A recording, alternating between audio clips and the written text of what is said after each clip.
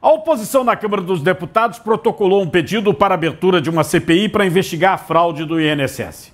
O presidente da Câmara, Hugo Mota, ele já... Você sabe que o Hugo Mota é aquele presidente da Câmara que viajou com o Lula, com o Alcolumbre, que jantou com o Lula, com o Alexandre de Moraes e de repente começou a mudar de opinião, né?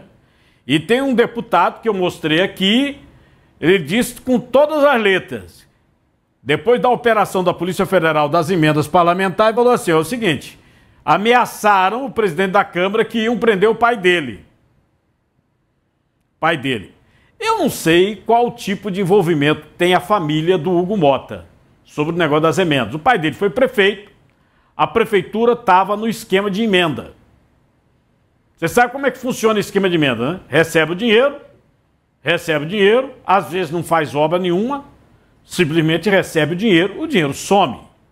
Eu mostrei aqui, por exemplo, no Norte Investigação, um município lá em Roraima, um município que tem 9 mil habitantes. Recebeu para calçar todas as ruas emendas parlamentares de 200 milhões de reais. Não tem uma rua calçada depois de 4 anos. Uma. Você procura uma rua, não tinha. Então, emenda parlamentar é isso. Aí disseram, olha, Hugo, você é muito traquino, você não pode falar demais não. Senão, ó, TB, a gente prende seu pai. Você vê assim. É o que o deputado denunciou. Eu mostrei aqui a fala do deputado, né?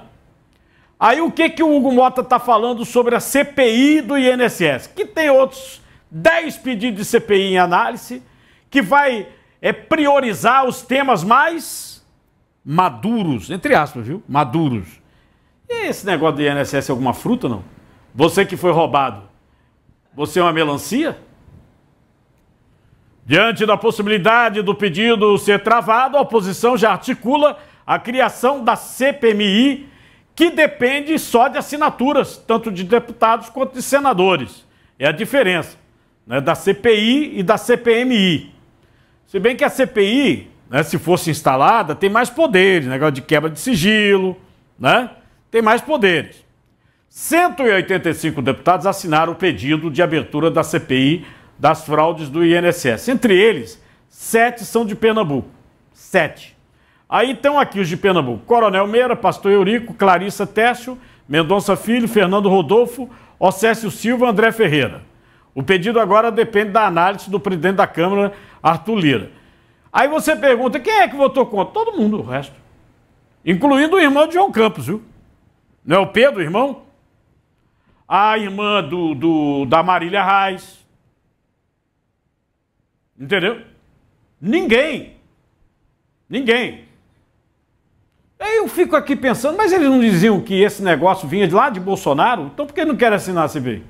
O deputado Luciano Zucco, do PL, falou sobre a abertura da CPI. Vê comigo. Falamos que temos as assinaturas da CPI que trata desse rombo envolvendo o INSS. Já atingimos as assinaturas, inclusive ela passou já de 171 assinaturas, se eu não me engano estava em 180, e mais parlamentares estão assinando. E ele falou que vai analisar as CPIs que estão maduras, porque pode-se iniciar 5 CPIs. E essa aí, com certeza, para a oposição, é a prioridade número 1. Não é questão de pular fila, ele mesmo disse que tem muitas CPIs que no momento, e não disse que vai instalar essa.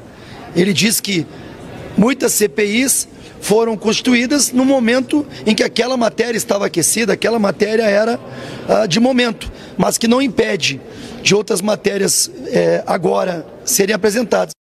Rapaz, é muita conversa para boi dormir. Você viu, inclusive, que o número de deputados que assinaram ainda é irrisório, né? Nós mostramos um painel aqui do estado de Pernambuco, demonstrando claramente a divisão de quem apoia Lula não assina, não quer investigação, né?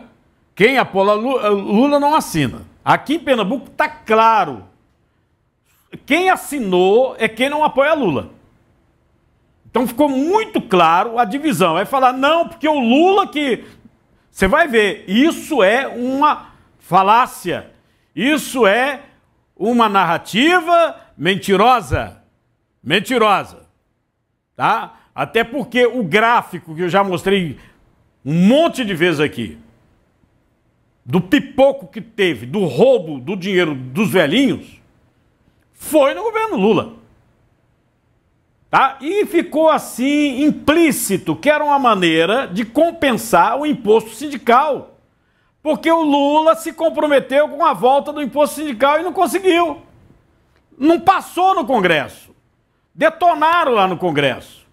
Lembra da história do imposto sindical que cobravam direto aí na folha de pagamento da empresa? Todo mês. E uma vez por ano ainda tinha um outro desconto. Era direto. Eles fizeram um esquema parecido com o dinheiro do aposentado. Porque tem entidade fantasma aí, que já foi dissolvida, tem entidade fantasma que já foi dissolvida, mas tem entidade conhecidíssima. Por exemplo, CONTAG. CONTAG. O ministro do TCU admitiu que só a CONTAG estava com 34 mil. 34 mil num ano. Sem assinatura, sem autorização. Detonaram os velhinhos, as velhinhas. CONTAG, inclusive, é da agricultura, né? É o pessoal da agricultura, que a CONTAG é do pessoal da agricultura. Durante a audiência lá no Congresso, o Carlos Lupe, o ministro da Previdência, que é o chefão do PDT, ele disse que está doendo na nossa carne. O que fizeram com ele? Doendo na nossa carne. Sobre a suspensão dos funcionários do INSS nas investigações da Polícia Federal. Doendo na carne. Porque a Polícia Federal pediu à Justiça, a Justiça deu a suspensão, a retirada desses ladrões. E mais, vou botar o ministro, depois eu falo o resto, vai. Tenho vergonha nenhuma de dizer que eu gostaria que fosse muito mais ágil. Mas demorou, mas estamos agindo. Estamos fazendo. Está doendo na nossa carne. Nós estamos tendo que exonerar a gente que trabalhava com a gente, que convivia com a gente. Se os outros não têm sentimento, para mim dói. Eu vejo as pessoas que até semana passada eu tinha confiança, trabalhavam comigo, desenvolviam um trabalho que eu achava que era bom, envolvidas nisso. É um pavor, irmão. É um horror. Não conseguimos detectar, e aliás, se for falar a verdade, como falo jovem, a vera, isso acontece em todas as instituições. Meu filho não é responsável pelos meus erros. E os meus amigos também não podem ser responsabilizados por erros deles na minha pessoa. Cada um de nós é responsável pelos seus atos, pelo seu comportamento. Quem tiver roubado dinheiro de aposentado de pessoas tem que ir para a cadeia. Ordem, ministro. Pela ordem. Realmente, na questão criminal, você não transfere. O crime é intransferível. Quem cometeu é que tem que responder. Né? Quem cometeu é que tem que responder. Agora é o seguinte, o senhor não viu que tem 3 desses amigos da carne aí? 3 desses seus amigos. Que o COAF descobriu o dinheirinho indo e voltando. Até agora tem mais de 17 milhões. 3 desses amigos seus, viu? 17 milhões de reais. E lembrando que não é o grosso da propina. Eles ganharam um dinheirinho para deixar o negócio andar. Isso é um dinheirinho, porque nós estamos falando de um escândalo de bilionário. Tem um outro momento que o Lupe disse que sempre soube das denúncias de fraude no INSS. E ele falou isso, foi? Foi na cara dura? E ele disse que era omisso, é? Que se ele sempre soube, pô, que é isso? E não mandou investigar, porque a investigação não saiu dele, não. Não, bota ele mesmo falando, vai. A gente foi surpreendido com o volume disso. Porque sabia que tinha uma denúncia aqui, outra lá, a gente sempre soube no mundo, fingia que tem um 35 que anunciava isso, a gente recebia queixa, a própria plataforma do INSS aparecia algumas pessoas se queixando. Agora, nesse volume, nesse quantitativo, com uma organização, uma quadrilha verdadeira, eu tomei conhecimento agora e eu acho que isso não pode continuar. Eu vou dizer um negócio, o pessoal que é assim, tranchem com o governo, do jornalismo, meus colegas jornalistas, que são assim, entendeu? Já disseram que o senhor já devia ter pedido para sair. Pedido para sair, para não constranger o Lully. Porque o Lully está sem coragem de botar o senhor para fora. Mas a cara de pau é um negócio maluco, né? E vou dizer uma coisa para vocês. O meu querido óleo de peroba não é para vocês. Que se enchem de cupim. Cambada de cara de pau. Meu óleo de peroba é para um cara de pau menorzinho, né? Desse jeito. Isso aí é uma ignorância, uma violência.